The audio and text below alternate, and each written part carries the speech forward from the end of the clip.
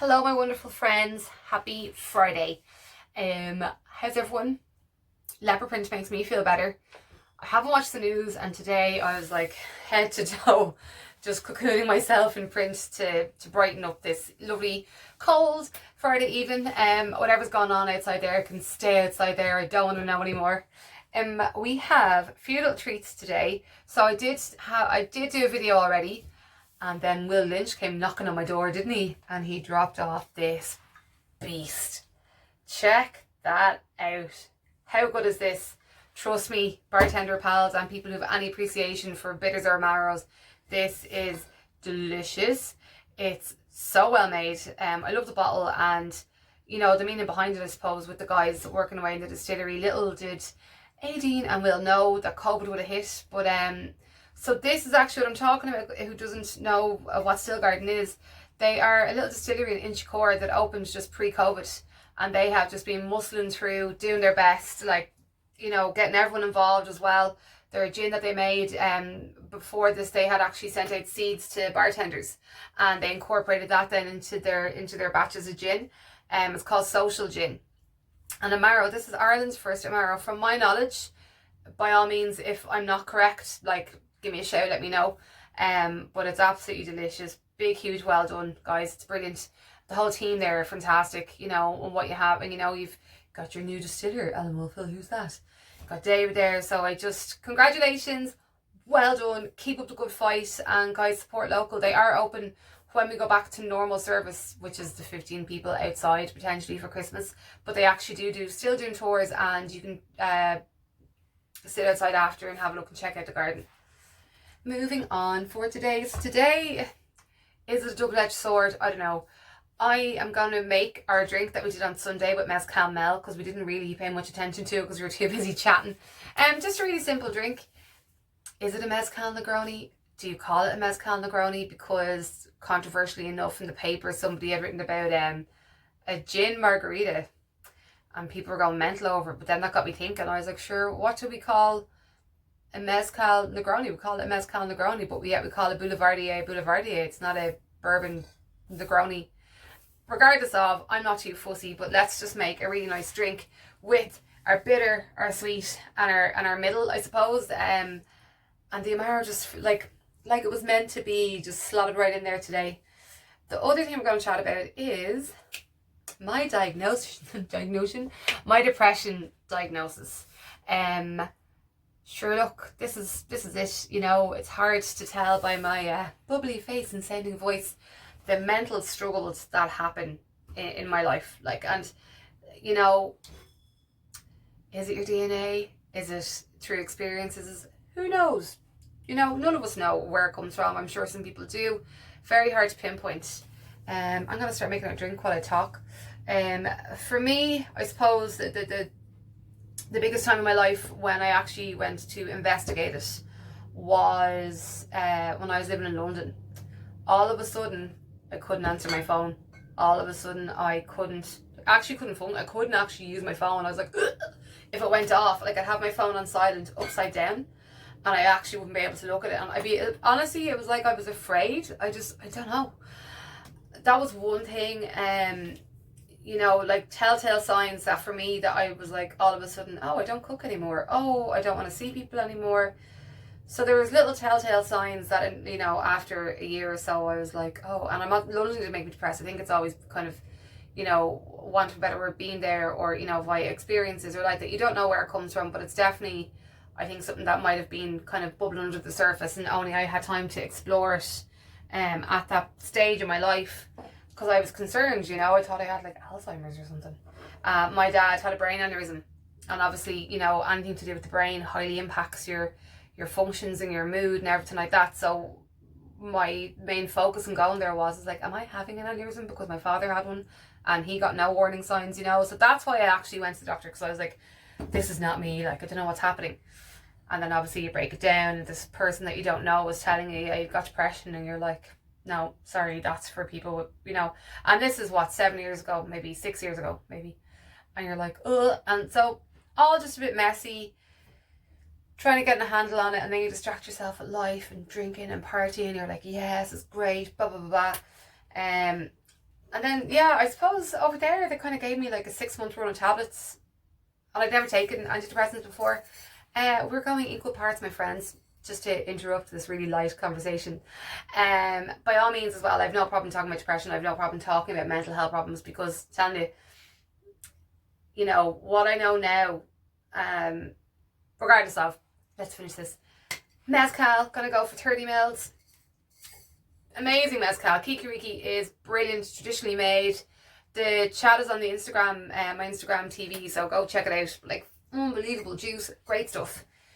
This is my favourite, you know, vermouth, red, sweet, spicy, delicious product going. This is, like any cocktail that calls for sweet vermouths or any of that, this is what I put into it. It's fantastic. Really good value, really good price point. Campari. We all know Campari. In this Campari, we have cacao nibs. I am not a massive fan of Campari with regards to, like, there's a certain note in there that I just don't like, but I love Campari in drinks. So just to kind of chocolatey it up, there's some cacao nibs in there again. Cacao nibs are my friends. I'm going to be doing equal parts. Super easy peasy, lemon squeezy. So, other people, friends, that are not bartenders, when you get a Negroni, you just swap out Kikiriki for a gin. Maybe like the Still Garden that I've drank half a bottle of. You know, that's a Negroni.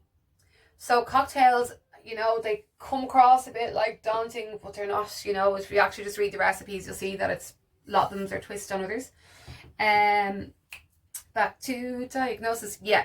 So I got diagnosed, I got my meds, and I took them, and I felt like an alien. I was like, what's going on? And then I was like, do you know what? I can do this by myself. I can, you know, eat my way out of it through via good diet. So I forced I used to, when I think about it, and I actually gave this advice. Now, again, it's a double-edged sword, because it is good advice to have a good diet while you're eating. It's not great advice to force feed yourself food that you think is going to make your brain work. Like, that's what I was doing. I was like making myself eat this like kale and spinach and orange cashew thing, and I don't know. But look, sure, that's what happened. And so, anyway, thought I cured myself, thought I was great, didn't think that novice. Came back to Ireland with a bang. You know, there was a passing in the family, so I had to come home suddenly. You know, there's lots of other things that kind of like were a shock to the system. There was, you know, there's lots of other, and there was a few really bad negative things as well. But we don't need to go into them.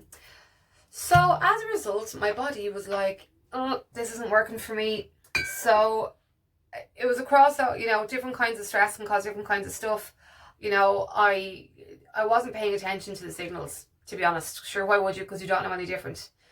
And then you're working these amazing places with these really creative people. It's buzz, loving your life. Like, you know, helped open Hang Die, all this. That was at that time. One day, I just started itching, and I couldn't stop. And I was like, what is wrong with me? Long story short, have been hospitalised twice because of this. So they don't know, I've been to an immunologist, I've been through all this, but I think it is because of my mental state when I get like that, and my body literally implodes, and it looks like someone has poured toxic waste in me. It scars for months. I had to take weeks off work. So my physical body is having this horrendous reaction to my mental state. And then it all came to a head there, maybe Christmas, around that time, and I just literally couldn't function. Like, and you know, like that, it's not just me, there's lots of other bits and bobs that are involved when you have depression. It's just the triggers for it are just, you know, it's all, as Eamon always says, it's drug set and sentence. I can't thank you to Eamon enough for being the best partner in the world. So guys, my first lockdown, I can't remember it. A massive problem with me is fatigue and memory loss, and I can't remember anything. I can't, like, if it's happened to so many people, we're like, do you remember this person? I'm like, no. They're like, yeah, you served me loads. I can't remember. My memory loss gaps are so big. I can't remember anything long term. I couldn't remember really anything short term. Yes, I learned specs, but it's different. Faces, people's names, experiences. I've lost most of them because I just can't remember, and that is one of the negatives of my depression. The other part is I'll just disappear. I'll just shut off. I'll get shark eyes, as I call them. Good luck, I'm out. My birthday was the 10th of June. After I saw my family, I think it was the first time since lockdown. The the next thing I remember is like the 20 something in June. Can't remember the 3 weeks. So it comes in different forms, but the main thing is if you recognise that maybe you need help, is to try and get it. It's really harder said than done, and especially now doing it over the phone, because I had to do it over the phone.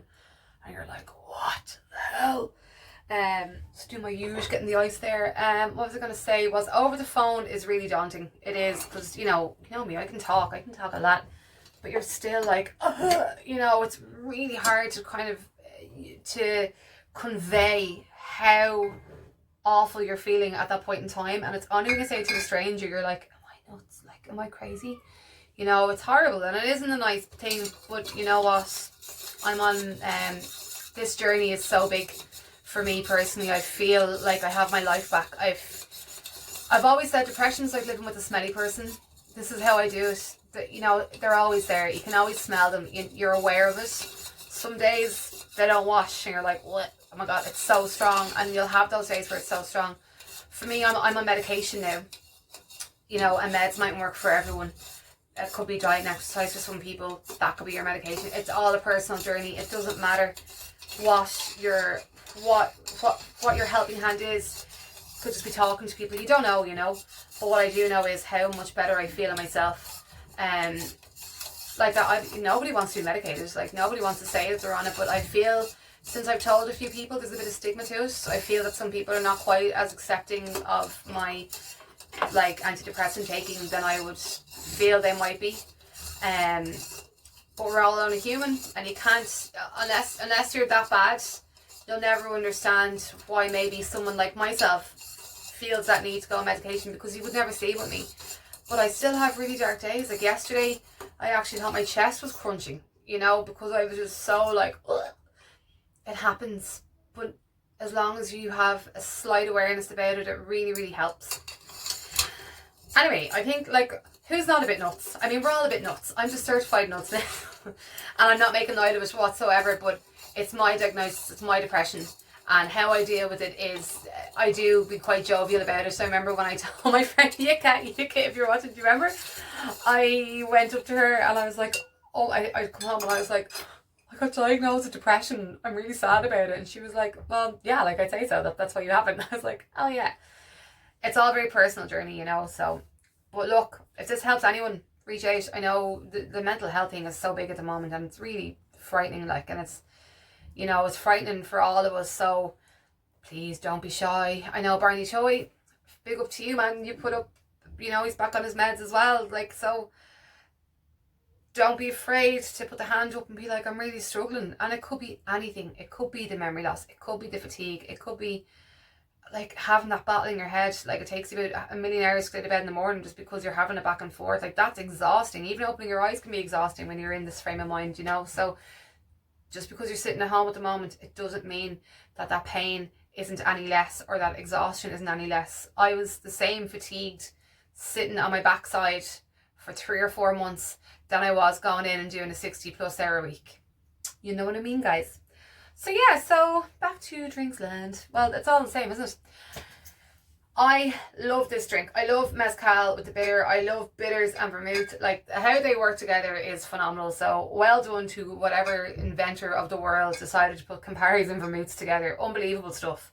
So simple. So good. All you need is a bit of ice. So I'm going to use a twist on my guy here. And then I'm just going to pour into my little glass here. I have, it's more like a beer glass, isn't it? But it's good. It suits me. Hope everybody has a good weekend. Again, Still Garden, rock it out. Thank you so much. And thanks to Jesus, all the other distilleries in Ireland. Oh, congratulations to Ronco for getting the best distillery tour. Fantastic. Everyone's great, aren't they, at the moment? So there are loads of positives, even though they mightn't necessarily be happening to you. Let's try and just, I don't know, look the other way from all the negative at the moment, and we'll just try and band together and be our best. But it's also fine not to be your best. If you had seen me yesterday, I was a maniac. My poor sister, even my eyes were swollen. It was just, something happened, but still, I just looked ugh. So you're gonna have your good days and your bad days, friends. But yeah, I'm here. We're all here. Get in touch. drink some drinks, have some shots, even though alcohol's not the answer, but it might help just having one.